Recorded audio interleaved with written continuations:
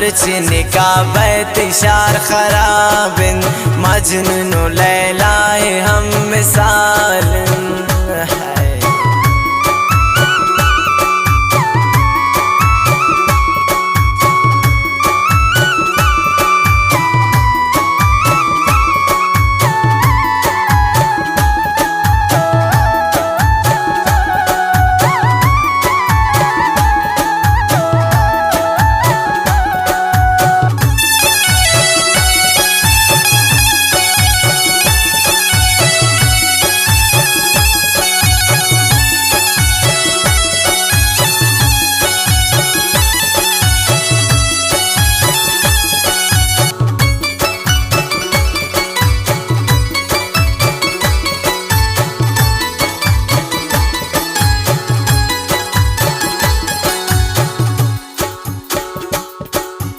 ढेर जिता ही नसीब बूता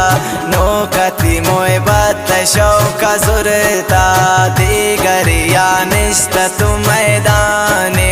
रिंग कुर्ती पम्मचोने यारे कुछ मंदोस्ता त मतलबी है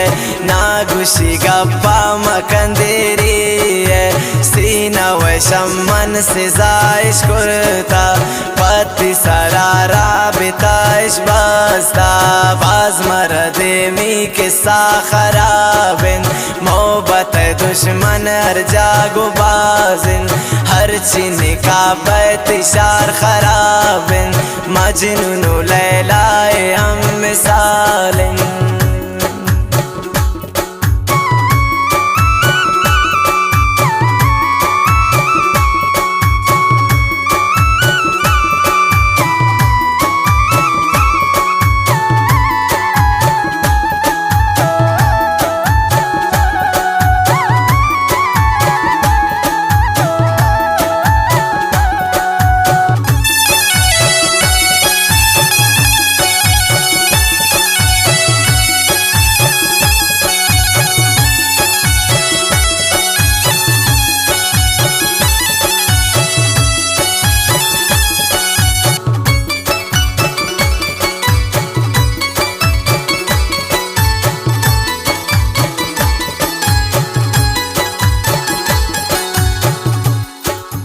मनशिदा शोदा गोता कनिंगप पत्ती तवारा नि दिल बुता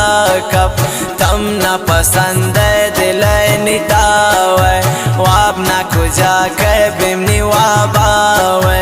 कुछ न बोरो